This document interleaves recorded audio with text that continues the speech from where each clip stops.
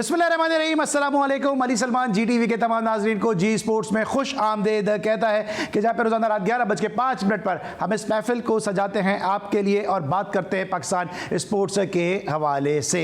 और नाज़रीन, जैसा कि आपको इल्म है कि अब जो है पाकिस्तान क्रिकेट के हवाले से नित नई हैपनिंग्स जो है वो सामने आ रही हैं। जूनियर प्रीमियर लीग की बात हो रही है कि जूनियर प्रीमियर लीग का आगाज़ होने वाला है, इसकी ड्राफ्टिंग का सिलसिला शुरू होने वाला है। ये जो जूनियर प्रीमियर लीग का जो ख्वाब है chairman Pakistan cricket board Ramiz Raja साहब का, ये किस हद तक शर्मिंदा ताबीर हो सकेगा, इस पर भी आज हम बात करेंगे। और साथ साथ ज़्यादा आज हम फोकस करेंगे पाकिस्तान विमेंस क्रिकेट के हवाले से। और पाकिस्तान विमेंस क्रिकेट के हवाले से गुफ्तगू करने के लिए हमें इंतहाई क्वालिफाइड कोच और पाकिस्तान विमेंस क्रिकेट टीम से माजी में वाबस्ता रहने वाले वनडे क्रिकेट में पहली हैट्रिक स्कोर करने वाले जलालुद्दीन साहब ने ज्वाइन किया। शो में खुश आमदीद कहेंगे। अस्सलाम वालेकुम जलाल भाई। वालेकुम अस्सलाम। अली सलमान साहब कैसे हैं? बड़े अरसे बाद आपसे बातचीत हो रही है, खुशी हुई। जी हमें भी बहुत खुशी हुई। जलालुद्दीन साहब रिकॉर्ड साज खिलाड़ी हमारे साथ आज शो में मौजूद होंगे। इनसे पाकिस्तान विमेंस क्रिकेट के हवाले से, पाकिस्तान में कोचिंग के प्रॉब्लम के हवाले से बात करेंगे, क्योंकि जब जब पाकिस्तान में कोचिंग की बात होती है तो जो हमारे लोकल कोचेज़ हैं, जो डोमेस्टिक के हमारे कोचेज़ हैं, उसमें जलालुद्दीन साहब का नाम सरे फहरिस्त होता है। और इनके जो सिखाए गए कई शागिर्द जो इस वक्त मुख्तलिफ टीमों से वाबस्ता हैं और मुख्तलिफ उन्होंने सर्टिफाइड और कोचिंग कोर्सेज किए हुए हैं। आज के शो में बहुत कुछ होगा, लेकिन सबसे पहले प्रैंक का फॉर्मेट, आज की टॉप स्टोरीज। वज़ीर-ए-आज़म शहबाज शरीफ का कतर में फीफा वर्ल्ड कप स्टेडियम का दौरा। हुक्काम की जानिब से वज़ीर-ए-आज़म को फीफा वर्ल्ड कप की मेज़बानी के लिए तैयारियों पर ब्रीफिंग दी गई। मिशन एशिया कप के लिए कौमी टीम ने तैयारी शुरू कर दी। दुबई में खिलाड़ियों की ICC अकेडमी ग्राउंड पर भरपूर ट्रेनिंग सेशंस। टूर्नामेंट में पाकिस्तान का पहला टाकरा 28 अगस्त को भारत से होगा। गुज़श्ता साल T20 वर्ल्ड कप में कौमी टीम की जीत से खिलाड़ियों का मोराल बुलंद है। हम भारत को फिर हरा सकते हैं, वसीम अकरम। शाहीन शाह अफरीदी बासलाहियत बॉलर है। एशिया कप में सिर्फ भारत ही नहीं, तमाम टीमों के टॉप ऑर्डर बैटर शाहीन के ना खेलने पर खुश होंगे। स्कॉट स्टारस। उमर रशीद एशिया कप में कौमी टीम के assistant to fast bowling coach मुकर्रर। ICC ने तीनों फॉर्मेट्स में खिलाड़ियों की रैंकिंग जारी कर दी। कौमी कप्तान बाबर आजम तीनों फॉर्मेट्स में टॉप 3 पोजीशंस में जगह बनाने में कामयाब। PCB ने पाकिस्तान जूनियर लीग में लेजेंडरी बल्लेबाज सर बेवन रिचर्ड को मेंटोर मुकर्रर कर दिया। कौमी विमेन क्रिकेट टीम के कोच डेविड हेम्प का कॉन्ट्रैक्ट में तौसी न लेने का फैसला। भारतीय टेनिस स्टार सानिया मिर्जा कोहनी की तकलीफ के बायस US ओपन से दस्तबरदार हो गई। नाज़रीन, ये थी आज की टॉप स्टोरीज। और आपने देखा कि वज़ीर-ए-आज़म पाकिस्तान जनाब शहबाज शरीफ साहब ने कतर के उस स्टेडियम का भी दौरा किया कि जहां पे फीफा फुटबॉल वर्ल्ड कप खेला जाएगा। इसके साथ साथ आपने देखा कि उमर रशीद को असिस्टेंट टू बॉलिंग कोच रखा गया। शॉन टेट के असिस्टेंट के तौर पर उनको अपॉइंट किया गया। और डेविड हेम्प ने जो है अपने मुआहदे में तोसी लेने से इनकार कर दिया। उनका मुआहदा अक्टूबर तक था पाकिस्तान क्रिकेट बोर्ड के साथ, और क्या वजूहत हैं जिसकी वजह से उन्होंने इस मुआहदे में तोसी लेने से इनकार किया, ये सब जानेंगे जलालुद्दीन साहब से, जो इस वक्त अमेरिका से बराह रास्त हमारे साथ बजरिया वीडियो लिंक मौजूद हैं। एक दफ़ा फिर मशकूर हैं कि इस पहर, सुबह के इस पहर जो है वो आप हमारे साथ मौजूद हैं, क्योंकि टाइम डिफरेंस काफ़ी है पाकिस्तान में और अमेरिका में, लेकिन उसके बावजूद हमारी खुसूसी दावत पर आपने वक्त निकाला। जलाल भाई, सबसे पहले तो ये बताइए कि आप ने पाकिस्तान विमेंस क्रिकेट टीम के साथ काम किया है, क्या प्रॉब्लम क्या है पाकिस्तान विमेंस क्रिकेट टीम के साथ? क्योंकि मुख्तलिफ कोचेज़ आते हैं, अपना टेन्योर पूरा करते हैं और ये कहते हुए रुखसत हो जाते हैं कि जी इनमें बेहतरी की जो है सलाहियत जरूर है, लेकिन ये बेहतरी शायद चाहती नहीं है। जी हाँ सलमान, आपने बिल्कुल सही कहा कि कहीं ना कहीं तो प्रॉब्लम है जिसको सॉल्व करना है। वो प्रॉब्लम जब सॉल्व होगी जब आप उस बात को समझेंगे कि कहाँ गलती है या कहाँ इंप्रूवमेंट की जरूरत है। अगर उस बात को समझेंगे नहीं तो ठीक कैसे करेंगे? तो हमारे यहाँ 2-3 किस्म की मसले हैं कि जहाँ तक बेसिक क्रिकेट स्किल्स है तो वो हमारी जो वुमेन्स प्लेयर हैं उनके पास मौजूद है, मगर एक डिफरेंट बात होती है जिसे कि आपने मैच में परफॉर्मेंस करना, जिसे हम गेम सेंस ट्रेनिंग का भी नाम दे सकते हैं, वो एक टोटली डिफरेंट चीज है। तो मैंने जो अब तक फील किया था जब मैं एज ए चीफ सेलेक्टर था, और जो भी मैंने जोनल लेवल पे विमेंस क्रिकेट को जो भी देखा उस दौरान, उसमें बेसिक चीज यही थी कि हमें गेम सेंस की बड़ी कमी थी।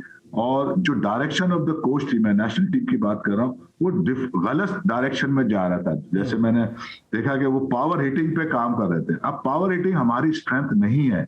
हम गलत डायरेक्शन में थे और आपने देखा जो नया कोच आया डेविड हैम, उससे भी मैं ये एक्सपेक्ट कर रहा था कि वो कुछ डिफरेंट चीजें करेगा, out of the box decision लेगा, मगर वो इसी कल्चर में आगे घुल मिल गया और कोई ऐसी चीजें हमें नजर नहीं आई इस 2 सालों में कि हमें लगा होगा यहाँ पे बेहतरी हो गई है। तो एक तो डायरेक्शन ऑफ द कोच, वो आके यहाँ सिर्फ टाइम पास करने लगते हैं जो फॉरेन कोच आते हैं और उस कल्चर में मिल जाते हैं जहाँ के चीजें बेहतर होने की नहीं है, ग्रुपिंग का पार्ट बन जाते हैं और कोई स्ट्रॉन्ग डिसीजन नहीं लेते। तो एक तो हमें जरूरत है कि हम अपने को समझे और समझ के उसके मुताबिक काम शुरू करें। 2-3 चीजें हम कर सकते हैं, हमारी स्ट्रेंथ हमारी स्पिन बॉलिंग है, उसकी बेस पे हम चीजों को आगे बढ़ा सकते हैं। फिटनेस का हमें इंप्रूवमेंट की जरूरत है, स्किल हमें इतनी जरूरत नहीं है, स्किल हमारे पास मौजूद है और इस सब के लिए एक प्रोग्राम चाहिए। उस प्रोग्राम के तहत इंडिविजुअल प्रोग्राम भी होगा यानी प्लेयर टू प्लेयर, और फिर थोड़ा बहुत हमें नए टैलेंट मौजूद हैं उनसे सिर्फ आइडेंटिफाई करके उनको हमने मेन स्ट्रीम में लाना है। यहाँ पे थोड़ा सा ऑनेस्टी और सिंसियरिटी चाहिए जो कि वो थोड़ा लैक कर रही है। मैंने देखा है कुछ प्लेयरों को, मैं अभी भी जानता हूँ जिन्हें जो अच्छी प्लेयर है और उनको मौका नहीं मिल रहा है। तो ये सब चीजें सही करेंगे तो एटलीस्ट हम बेहतर हो सकते हैं। आज इस लेवल पे उससे आगे जा सकते हैं, मगर 3-4 साल 5 सालों से मैं देख रहा हूँ जहां हम स्टक हैं वही है, और जो प्लेयर खेले जा रही हैं वो परफॉर्म भी नहीं कर रही, फिर बार बार घूम के आ जाती हैं और हमें ये डिसीजन लेने की पावर नहीं है कि हम नए प्लेयर को इंडक्ट करें। उसमें चाहे कुछ पॉलिटिक्स भी हो सकती है और उसमें कुछ डर और खौफ भी है कुछ को कि वो डिसीजन नहीं लेता। तो बॉटम लाइन ये है कि हमारी वुमेन्स क्रिकेट इंप्रूव कर सकती है, मगर उसको सही डायरेक्शन की जरूरत है। ठीक है। अच्छा जलाल भाई, अभी आपने कहा पावर हिटिंग पे ज़्यादा फोकस कर रहे थे कोचेज, लेकिन जितनी मैंने भी women's cricket as a commentator cover की है, मैंने देखा वेस्ट इंडीज़ की टीम जब आई थी तो उस वक्त डॉट बॉल का मसला था, फिर उसके बाद हमने देखा कि जब श्रीलंका की टीम आई उस वक्त भी डॉट बॉल्स के लिए गई, और अभी भी पाकिस्तान की जो विमेंस क्रिकेटर हैं वो सिंगल्स लेने के आर्ट से आ रही हैं। आपको लगता है कि जो है वो सिंगल्स भी जो है वो लेने में थोड़ा सा हमारी टीम को प्रॉब्लम है और उस पर काम करने की ज़रूरत है? 100% बिल्कुल आपने सही आइडेंटिफाई किया है। अब ये किससे रिलेट कर रहा है? ये रिलेट कर रहा है गेम सेंस से, जैसे मैंने कहा गेम सेंस की कमी है। और दूसरी बात यह है कि हमने अपनी टीम की को वैल्यू सेट नहीं की। जब आप वैल्यू सेट करते हैं तो उसी वैल्यूज को आप देखना चाहते हैं बॉडी लैंग्वेज में, परफॉर्मेंस में, और उसी पे हम अकाउंटेबिलिटी करते हैं। तो ये सिस्टम तो हमारे यहाँ इन प्लेस है ही नहीं ना। तो जब आप ज्यादा डॉट बॉल खेलते हैं तो कोई तो जवाब देगा कि मैंने क्यों ज्यादा डॉट बॉल खेली है। तो ये गेम सेंस से रिलेटेड कर रहा है, वैल्यूज से रिलेट कर रहा है जो कि हमने सेट नहीं की, और इसी की बेस पे हम अकाउंटेबिलिटी करते हैं। और अकाउंटेबिलिटी से पहले हम उसको जो परफॉर्मेंस गैप है उसको इंप्रूव कराने की भी कोशिश करते हैं। कोच की जिम्मेदारी होती है जो हम लैक कर रहे हैं, ठीक है ना। तो ये बिल्कुल बहुत जरूरी चीज है जो कि आपने डॉट बॉल की बात की, इसको इंप्रूव करना है। और ये इतना मुश्किल काम नहीं है, बड़ी आसानी से कर सकते हैं, सिर्फ इसमें विल चाहिए और थोड़ा सा आपका रिस्पॉन्सिबिलिटी प्लेयर को चाहिए। और क्योंकि कॉन्फिडेंस उसमें नहीं है, उनकी क्लैरिटी नहीं है सिलेक्शन में, वो डरी रहती है और डर के अपनी परफॉर्मेंस को फोकस करने लगती हैं और उसकी अकाउंटेबिलिटी भी नहीं होती। और ये 4-5 सीनियर प्लेयर भी रिस्पॉन्सिबल हैं क्योंकि वो मेनली जो है पूरी टीम का न्यूक्लियस होती हैं, वो परफॉर्म नहीं करती तो फिर नीचे वाले बिल्कुल भी नहीं करती क्योंकि उन्हें खौफ बहुत है। ठीक है, जलालुद्दीन साहब हमारे साथ मौजूद हैं, इनसे पाकिस्तान विमेंस क्रिकेट और पाकिस्तान मेंस क्रिकेट के हवाले से बात कर रहे हैं। मुख्तलिफ ऐसे इशूज़ हैं जिनको डिस्कस करेंगे पाकिस्तान के रिकॉर्ड साज खिलाड़ी जलालुद्दीन से, लेकिन एक छोटे से ब्रेक के बाद।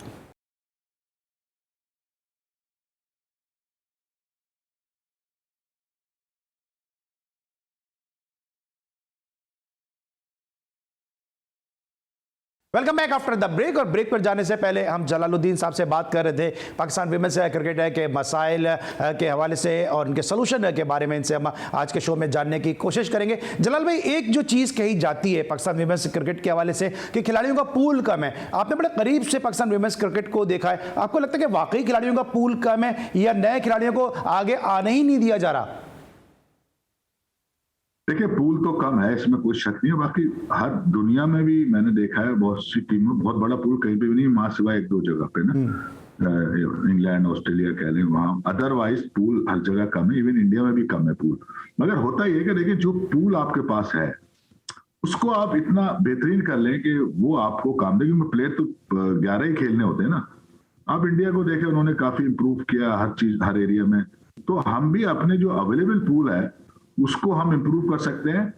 उनकी हर इंडिविजुअल प्लेयर में मौजूद है ऐसी सलाहियत कि उनको नेक्स्ट लेवल पे ले जाया जाए। तो अगर यही पूल फिलहाल है, मगर हमें पूल बढ़ाने की कोशिश करनी चाहिए।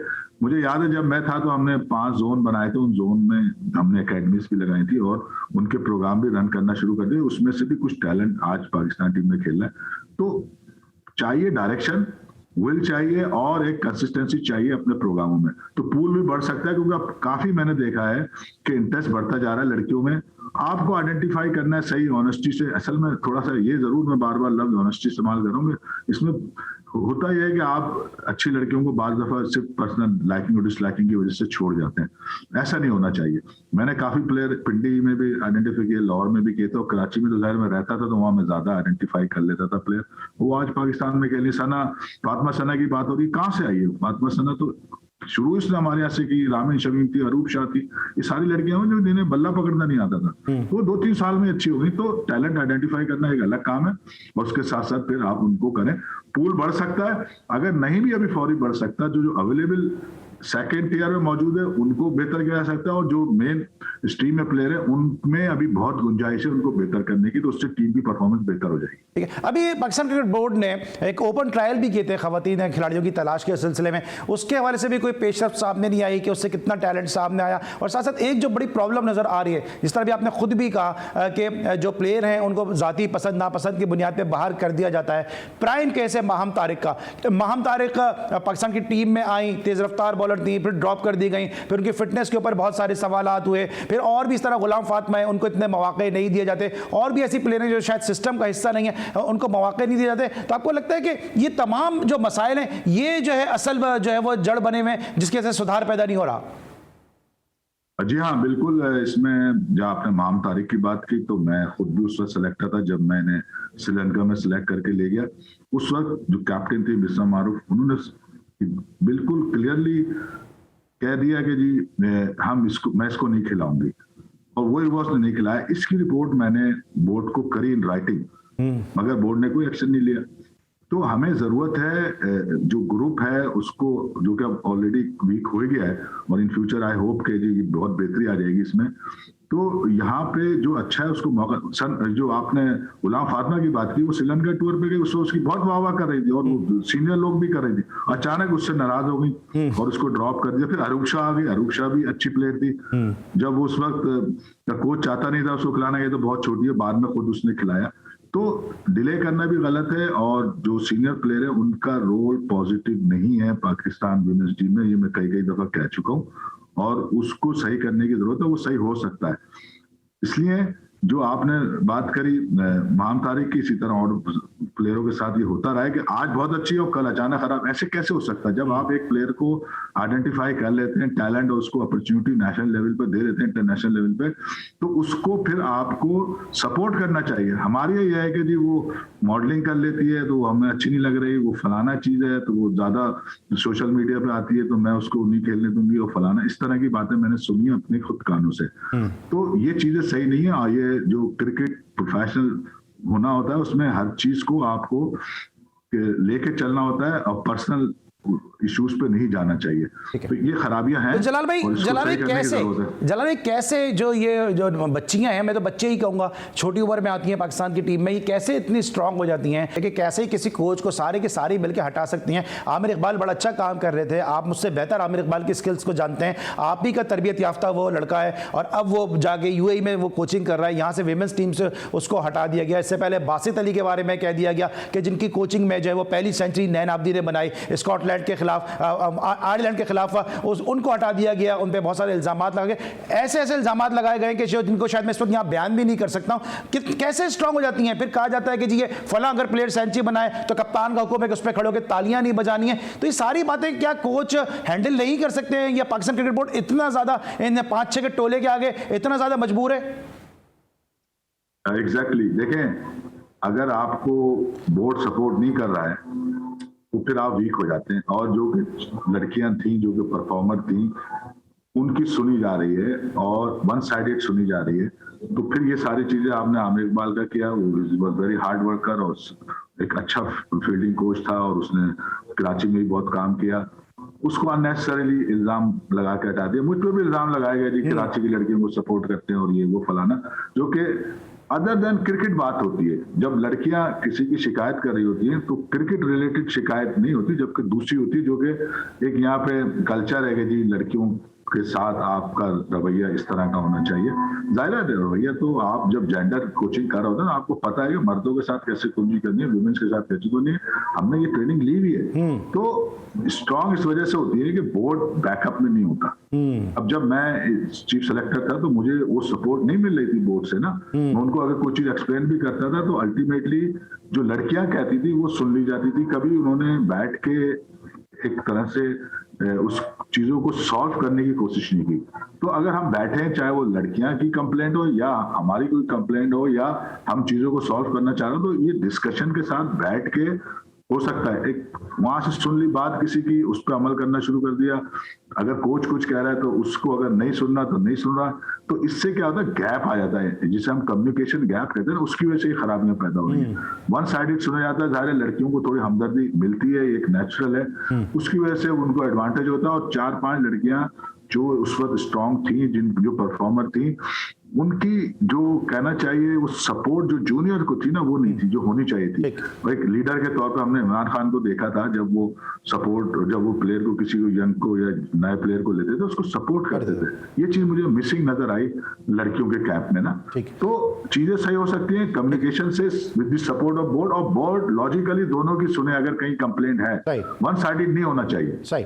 अभी आपने कैंप की बात की तो जरा कैंप की बात से आ जाते हैं हैम की बात पर, कि हैम को जब लेकर आए थे उस वक्त मुझे याद है कि आपने 2021 फरवरी में 2021 में एक आर्टिकल लिखा था और बड़ा ब्रीफली आपने उस पर डिस्कस किया था कि डेविड हैम जो मेलबर्न के साथ, विक्टोरिया के साथ बिग बैश विमेंस लीग में वाबस्ता रहे, बड़े अच्छे कोच हैं, पावर हिटिंग के वाले से बड़ा काम करते हैं, लेकिन यहाँ की डायमेंशन उनको नहीं पता है। तो आपको लगता है कि जो अक्टूबर में जो तौसी नहीं ले रहे अपने मुआहदे में, अपनी तो मुआहदे में तौसी नहीं करना चाह रहे, तो वो भी अपने आप को फेलियर समझ के यहाँ से जा रहे हैं, वो भी कुछ नहीं इनका बिगाड़ सके और सुधार सके? देखें जी, जो टीम का हेड कोच होता है ना, वो परफॉर्मेंस कोच कहलाता है।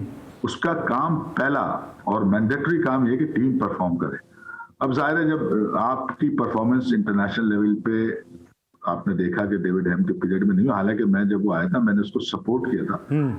मैं चाहता था क्योंकि ये एक ट्रेन क्वालिफाइड कोच था, इसका एक्सपीरियंस भी था वहाँ ऑस्ट्रेलिया में, मैं समझ रहा था करेंगे। मगर होता क्या है, जो कोच हमारे बाहर से आते हैं वो सिर्फ अपनी जॉब संभालने में लग जाते हैं। उसने अपने कोई ऐसे स्ट्रॉन्ग डिसीजन लिए ही नहीं जो मैं फील करता रहा, और जो सपोर्ट टीम उनको एडवाइस कर रही है वो अपनी जॉब का पीरियड गुजारने में लग गया।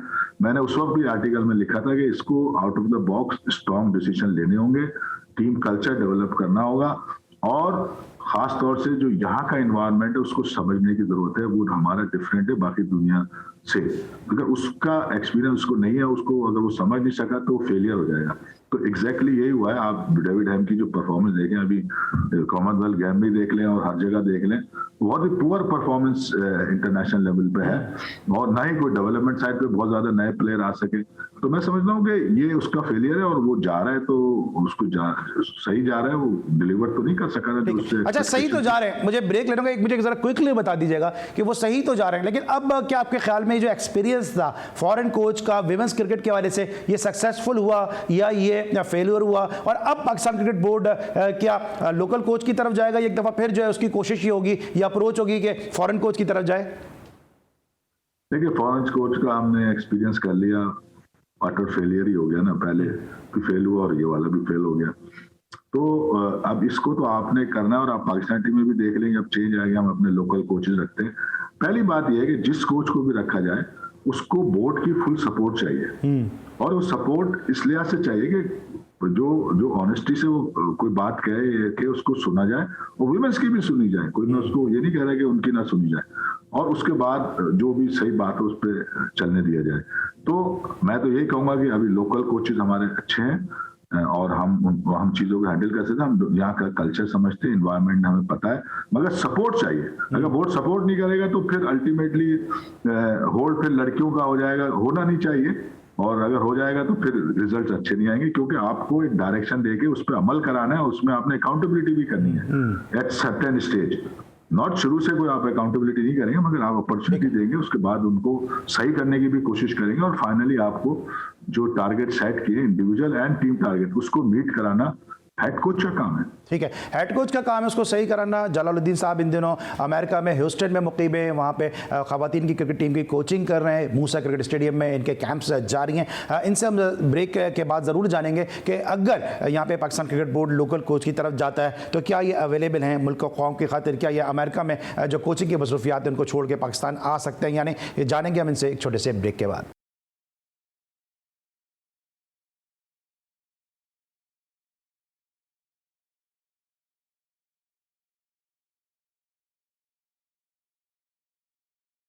Welcome back after the break. Break पर जाने से पहले हम पाकिस्तान की कोचिंग के हवाले से बात कर रहे थे। जलाल भाई ये बताएं कि आप इस वक्त मूसा क्रिकेट स्टेडियम में कोचिंग के फ़राइज़ अंजाम दे रहे हैं विमेंस के साथ, ह्यूस्टन में आप मुकीम हैं, यहाँ से आप गए कोचिंग के हवाले से। अब अगर कोई कोचिंग के असाइनमेंट आपको ऑफर होता है तो क्या आप अवेलेबल हो सकते हैं, क्योंकि बड़ा वास्ट आपका एक्सपीरियंस भी है, नॉलेज भी है, स्किल्स भी है, सब कुछ आपके पास मौजूद है पाकिस्तान क्रिकेट की बेहतरी के लिए। जी सलमान, बिल्कुल जाहिर है फर्स्ट प्रायोरिटी मेरी पाकिस्तानी होगी हमेशा और रहेगी। यहाँ पे एक अपॉर्चुनिटी मुझे थी, मैं यहाँ आया हूँ, यहाँ काम कर रहा हूँ, यहाँ चीजें डिलीवर कर रहा हूँ। मूसा क्रिकेट स्टेडियम जो कि यहाँ पे अभी उसको पहला ODI का स्टेटस भी मिला है, बड़ी अच्छी फैसिलिटीज हैं, पूरे टेक्सास में सबसे अच्छी फैसिलिटीज है, तो यहाँ हम काम कर रहे हैं। मगर जाहिर है कि national duty is a priority हमेशा से और ऑनर है वो। तो अगर कोई अपॉर्चुनिटी मिलती है तो definitely I will prefer for that.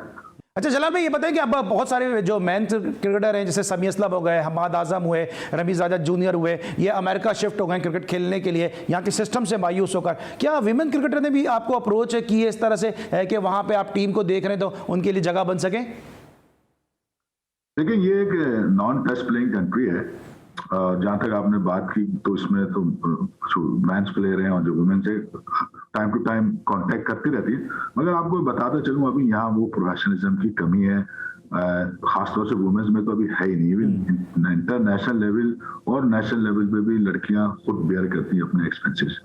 This is एक बहुत बड़ा सेटबैक है ये, यानी कि यूएस क्रिकेट का फेलियर है। तो उस लेवल पे भी जाके वो उनको सपोर्ट नहीं कर पाते। पेरेंट्स का यहाँ बहुत बड़ा अहम रोल है, पेरेंट्स सपोर्ट करते हैं अपने बच्चों को सिर्फ इसलिए कि वो शायद नेशनल लेवल। और जहाँ तक मैच की बात की तो वहाँ जो लोग कॉन्ट्रैक्ट के थ्रू आ रहे हैं वो तो यहाँ किसी हद तक सही है, बाकी अभी यहाँ अदरवाइज इतना आसान नहीं है यहाँ पे आके। और आपने नेशनल टीम पे आने के लिए क्वालिफिकेशन भी चाहिए 3 साल की, और ये सारी चीजें अगर आपको प्रॉपर कॉन्ट्रैक्ट एस यहाँ पे अमेरिकन क्रिकेट इंटरप्राइज है जो कि पार्टनर है यूएसए क्रिकेट का, अगर वो आप प्रॉपर कॉन्ट्रैक्ट देता है और आपका जो स्टेटस है यहाँ रहने का उसको सही करता है, तब तो आप यहाँ सक्सेसफुल हो सकते हैं। मगर अभी ये एसोसिएट मेंबर है, समझ गए ना, तो उसी लेवल पे यहाँ क्रिकेट भी खेली जाती है। तो जो टॉप प्लेयर है उनको आने की अभी मेरे ख्याल से जरूरत नहीं है, अनटिल अनलेस जिनका वहाँ करियर खत्म हो रहा है वो आ जाए तो समझ में आती है बात। अच्छा जलाल भाई वक्त थोड़ा महदूद है, मैं क्विकली आपसे कुछ क्वेश्चन करना चाहूंगा। सबसे पहले तो ये बताइए कि अभी ये शॉन टेट का जो असिस्टेंट रखा गया उमर रशीद साहब को, इसकी आपको क्या वजह समझ में आती है? अगर लैंग्वेज बैरियर है तो फिर जो हमारे पास फॉरेन कोचेज अभी 5 कोचेज हमने हाई परफॉर्मेंस सेंटर में भी बुला लिए हैं जो पावर हिटिंग और दूसरी चीज़ों की कोचिंग करेंगे, तो ये क्या नजर आ रहा है, क्यों लोग फॉरेन कोचेज पे ज़्यादा जा रहे हैं? मेरे ख्याल है थोड़ा सा जो चेयरमैन साहब है रमीज आजाद, उनका थोड़ा सा टूवर्ड्स फॉरेन कोचेस उनका झुकाव है उस तरफ। तो वो हमें चाहिए ये कि हम अपने कोचेस को ट्रेन कराएं, ना कि हम सारे उनको बुला लें। हमें अपने जो अच्छे कोचेज हैं हमारे पास हैं उनकी ट्रेनिंग की जरूरत है, क्योंकि मैंने देखा है कि जो मैं 2008 तक तो मैं भी रीजनल कोच था, अभी तक उसी लेवल पे वो उसी तरह की कोचिंग कर रहे हैं, कोई उनमें तब्दीली नहीं आई, जो कि दुनिया आगे बढ़ रही है। तो जरूरत तो है इंप्रूवमेंट की हमारे कोचेस को, मगर तरीकाकार सही होना चाहिए, ना कि आप 10 फॉरेन कोचेस बुला लें और उनके साथ असिस्टेंट कोच लगा दें अपने। उससे बेहतर ये है कि आप हमारे जो अच्छे कोचेज हैं 10, 12, 15 जो भी हैं उनको लेके उनकी ट्रेनिंग कराएं, उनको बाहर एक्सपोजर दिलवाएं उनको ट्रेन कराने के लिए। तो वो ज्यादा बेहतर है कि हम अपने लोकल कोचेज से फिर काम करें। तो ये थोड़ा सा जिसे कहना चाहिए कि स्ट्रेटजी का मसला है। अगर ये स्ट्रेटजी हम सही कर लें तो हम फॉरेन कोचेस से फायदा उठा के, जैसे इंडिया ने आप देखा बाद में इंडिया ने सब अपने कोचेस को इस्तेमाल करते हैं, जिनसे फायदा लेना था वो ले लिया। तो मैं अगेंस्ट इस लिहाज से नहीं हूं कि आप ट्रेनिंग दिलाएं अपने कोचेस को, चाहे वो फॉरेन कोचेस जाएंगे, मगर अल्टीमेट हमारे कोच होने चाहिए और उसके लिए हमारे कोचेस को भी चाहिए कि नेक्स्ट लेवल पे जाएं, चीजों को समझें और अपनी अप्रोच को डिफरेंट करें, जो कि मैं समझ रहा हूं कि अभी उनके पास वो अप्रोच नहीं है जो आज मॉडर्न डेज क्रिकेट की रिक्वायरमेंट है। उन्हें प्लेयरों से पर्सनल होने की जरूरत नहीं है, लड़ाई झगड़े की जरूरत नहीं है, बात करनी आनी चाहिए, मीटिंग करनी आनी चाहिए, टेक्नोलॉजी को यूज करना आना चाहिए और ओवरऑल टीम पर, अगर टीम कोच है तो यानी हेड कोच है तो उसको टीम की परफॉर्मेंस पे ज्यादा फोकस करना चाहिए और हर एक से रिलेशनशिप इज वेरी इंपॉर्टेंट, जो कि एक बड़ा फैक्टर करता है टीम कल्चर को बनाने के लिए। अच्छा, अब थोड़ा सा शाहीन शाह अफरीदी पे भी बात करते हैं कि सबने बात की थी कि इन पे वर्कलोड बहुत ज्यादा डाला जा रहा है। इस वक्त पाकिस्तान क्रिकेट बोर्ड तो बहुत खुश है, शायद इस बात पे खुश है कि जी बॉलिंग करते हुए उनको इंजरी नहीं हुई, डाइव करते हुए इंजरी हुई है, लेकिन आप क्वालिफाइड कोच, आप बेहतर बता सकते हैं कि जो बॉलिंग का बोझ है वो यकीनन फील्डिंग में भी उसके असरात नजर आते हैं, क्योंकि बॉडी तो एक ही है, बॉडी तो मसल्स उसी तरह काम कर रहे होते हैं। आपको लगता है कि ये जो क्रिकेट बोर्ड अपनी जान छुड़ा रही है बात कह कर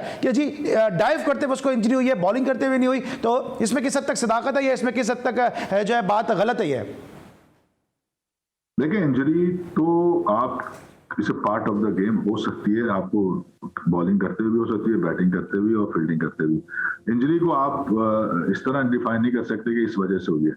हाँ, अब आप आ जाए वर्कलोड की बात। अब दुनिया में तो जाहिर है कि जो टॉप टीम है वो तो रोटेशनल पॉलिसी को अपनाती है। हमारे यहाँ क्योंकि हमारे पास लिमिटेड बहुत प्लेयर हैं, हम 4-5 प्लेयरों पर रिलाई करते हैं और हार से डर रहे होते हैं और हम, जैसे मैंने पहले कहा गया, स्ट्रॉन्ग डिसीजन नहीं लेते। हम सिर्फ चाह रहे होते हैं कि टीम अच्छी करते रहे, वाह होती रहे। तो उस बेसिस पे अगर आप लोड डालेंगे, हालांकि शाहीन शाह अफरीदी यंग है अभी, उस पर लोड वो बियर भी कर सकता है, मगर क्योंकि हमारे पास ऑप्शन ज्यादा नहीं है उस लेवल के, क्योंकि वो मेन स्ट्राइक बॉलर बन गया था, तो वो चाहते हैं कि इसको हर जगह खिलाएं, जो कि आज के दौर में मॉडर्न डेज में सही नहीं है। रोटेशनल पॉलिसी होनी चाहिए, मगर उस रोटेशनल पॉलिसी के लिए भी तो आपको प्लेयर चाहिए ना उस लेवल के। तो क्या लगता है आपको कि हमें पहले चीजें डेवलप करनी है। अच्छा जलाल भाई, क्या लगता है साइड बाय साइड काम करना, हमें एक ये नहीं हो सकता कि पहले आप प्लेयर डेवलप, हमें दोनों चीजें साथ साथ करनी है। हमें अपने सिस्टम को सही करना है जिससे प्लेयर निकल के आए, पिक एंड चूज पे नहीं जाए। कि अभी हम जो कर रहे हैं एडहॉक बेसिस पे कर रहे हैं, उससे क्या हो रहा है कि हम प्लेयर ग्रुप कर रहे हैं, जैसे हमने जूनियर्स का भी देखा है ग्रुप बनाया उस तरह, मगर हमें इस सिस्टम से निकालना है। सिस्टम अभी तक नहीं हुआ है, क्लब क्रिकेट आप देख लें अभी तक उसी तरह पड़ी है। तो अगर हम ये सही करेंगे तो फिर हमारे पास ऑप्शन अगर होगा कि रोटेशन के, तभी कर सकते हैं ना, नहीं तो हम तो इसी चक्कर में कि हार ना जाए तो हम ज्यादा लोड डालते हैं, जो कि आजकल के मॉडर्न डेज में अच्छा नहीं समझ आता। ठीक है। अच्छा, अब जो हसनैन को लेकर आए हैं शाहीन शाह अफरीदी की जगह, ये डिसीजन किस हद तक सही है? क्योंकि आप डोमेस्टिक में आप देख रहे हैं कि left arm fast bowler Mir Hamza भी परफॉर्म कर रहे हैं। कल हम बात कर रहे थे आकिफ जावेद हैं, आकिफ जावेद भी लेफ्ट आर्म फास्ट बॉलर हैं, वो भी अच्छा परफॉर्म कर रहे हैं। इसके अलावा मोहम्मद आमिर की भी वापसी की बातें हो रही हैं। तो आपको लगता है कि लेफ्ट आर्म फास्ट बॉलर की जगह राइट आर्म फास्ट बॉलर और एक ऐसा बॉलर जो सस्पेक्ट बॉलिंग एक्शन के बाद आ रहा है उस तरह से परफॉर्म कर सकेगा, उस फ्रेम ऑफ माइंड में होगा कि वो पाकिस्तान को फतुहा दिलवा सके?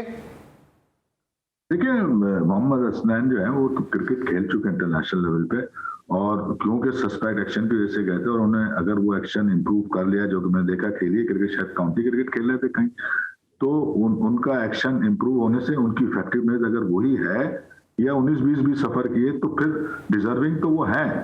अब आपके पास देखिए, ये सिलेक्शन कमेटी का काम है कि आपके पास जो अवेलेबल बॉलर है उनमें से कौन सा बेस्ट, इस सीरीज को देखते हुए, इस एशिया कप को देखते हुए कौन सा बेस्ट है उसको सिलेक्ट करना चाहिए। ऑप्शन 3-4 है, आपने जो नाम लिए उनमें से कोई और भी सिलेक्ट हो सकता था, मगर क्योंकि उन्होंने मोहम्मद हसनैन को किया, मगर मोहम्मद हसनैन अपनी पेस की वजह से जाने जाते हैं कि उनकी पेस में कमी नहीं हुई, जो कि मुझे नहीं पता।